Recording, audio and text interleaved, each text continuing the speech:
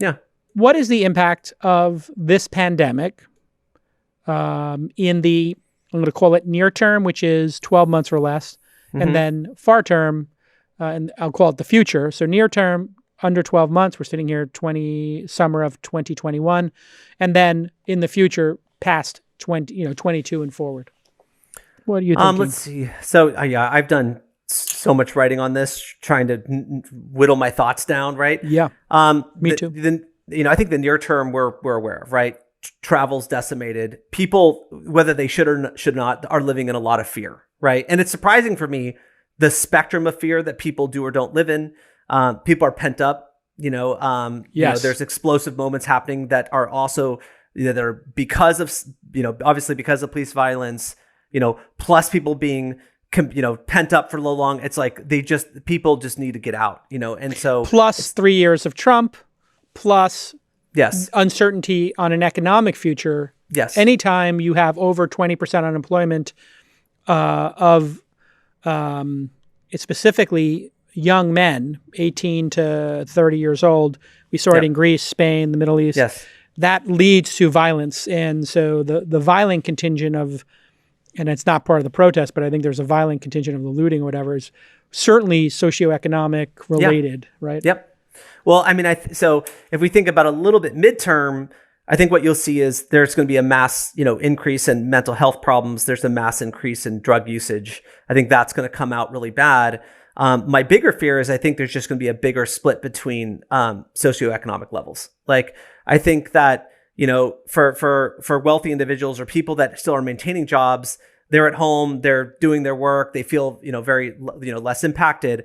I think what we'll find is that a lot of the retail jobs and the restaurant jobs, just frankly, a bunch of them won't come back because I don't know about you, but, I would probably guess that 1 in 5 local retailers and restaurants I interact with are just not planning on reopening because this basically put them out of business. And so 1 in 5 would be, I think, a low estimate. I might put it at 1 in 4.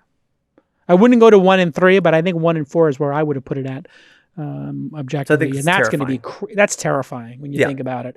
All those empty storefronts. But that also creates an opportunity. So then in the long term, all those empty storefronts, all this extra capacity of humans sitting at home saying, I need a job and there's not one for me, I need to make one.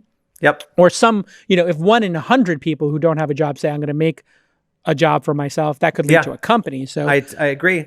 And so that's interesting, right? And so it provides that opportunity.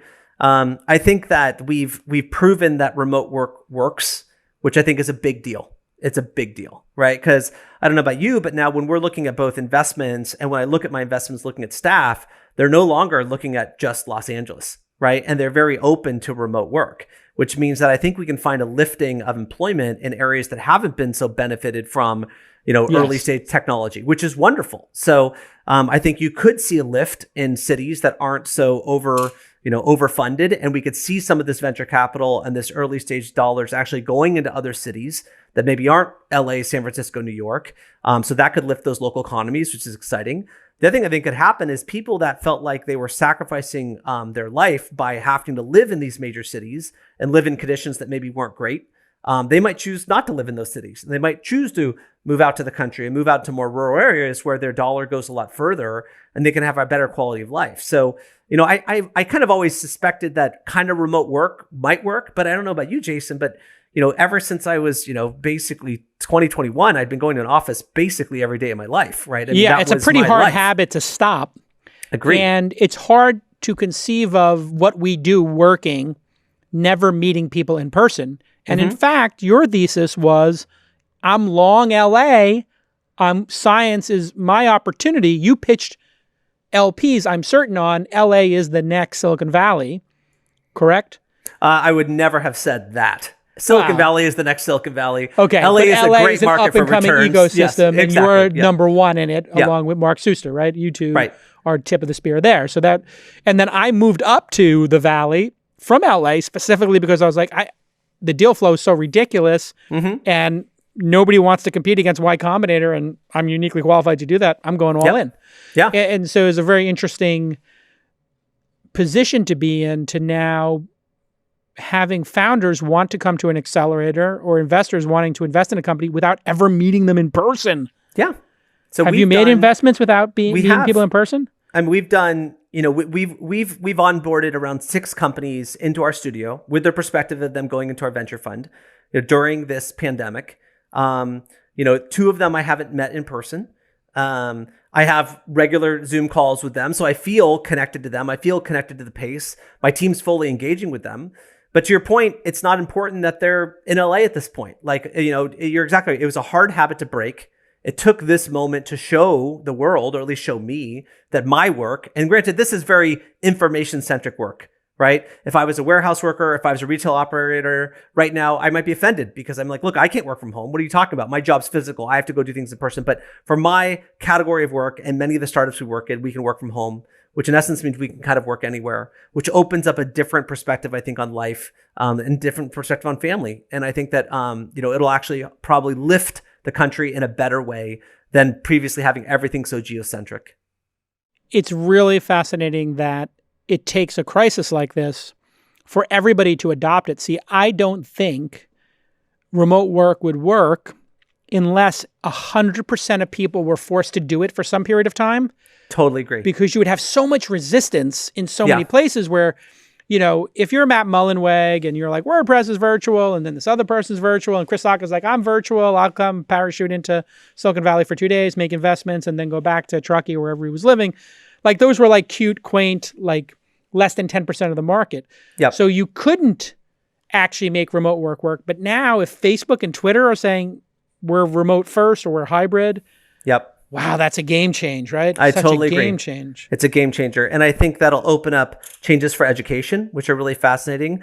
I do think one, highly negative consequence is I just can't see a world where we don't see increased taxes, right? The pig going through the python right now of the debt that we're, that we're accumulating as a country, the companies being shut down, the hospitals being shut down, the universities having challenges. I think at the end of the day, that's going to come back, to bite us pretty strong. And Trump and the future president may or may not try to delay that, but at some point we're going to pay the price, of this time frame, and it's probably going to result in taxes. And in almost every other time that you look at situations like these, there's been pretty massive incremental tax placed on the public. And when those taxes happen, that slows the business velocity down. It slows monetary velocity, and it has this stagnation effect, or it could just make things grind slower, which then works against you. Yep. Just like if you have to pay your college debt off, you can't take risks in your career. Like, we're going to have to pay off this college debt known as the $5 or $10 trillion we're going to rack up due to this madness. I mean, another bigger question would be, if we all believe that this fully worked remote, like, would you ever consider living in some place that wasn't the US? A different tax location, right? Like, if 100%. You really felt, right. And so suddenly that's a new discussion that I would have never thought I would have been having. Well, it's really interesting because the last couple of years, it became so toxic and hard to work in the Valley. We saw people start leaving. Mm-hmm. And in fact, Peter Pham lived up here for a long time and left for LA. Yeah. And so some people left for lifestyle, but now I'm seeing people go to Austin, seeing people go to the east side of Lake Tahoe, the Reno side. I'm seeing people go to Florida, Miami. Those seem to be the big experts. They all have lower taxes, more freedoms, and higher functioning government. So it's only a matter of time before somebody says, you know what? Vancouver and Toronto look pretty interesting. Yeah. Or maybe I'll be in the British Virgin Islands if this is going to work. A lot of entrepreneurs in Puerto Rico. Yeah. The weird ones. The weird ones. The weird ones went first. But their statement was, I talked to somebody in Puerto Rico this morning, entrepreneur, big investor. And his statement was, look, I have a U.S. passport and I pay 4 to 5% total tax. Like, yum. Crazy. Super appealing. And you know what? Being in Malibu, being in Puerto Rico, it's kind of the same thing, right? It's like, it's a beach.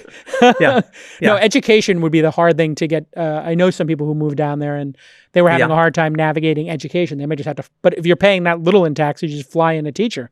That's the question. So there's new options, right? And they're options that I didn't think I would see during my lifetime, to be totally honest. But that adjustment to work from home, I have a much heavier involvement now with my kids' education, which I actually really like, which has been really neat. Like I said, it hasn't slowed down my deal pace. I do feel I could be in different places. I suspect that from a capital perspective, like I still want to visit my LPs, and I think my LPs will still like to see me in person, but I don't think it requires me to be with them all the time, right? I think I can find ways to keep that connectivity through flights and just be a little bit lighter, on the forced in-office environment, which we kind of previously had.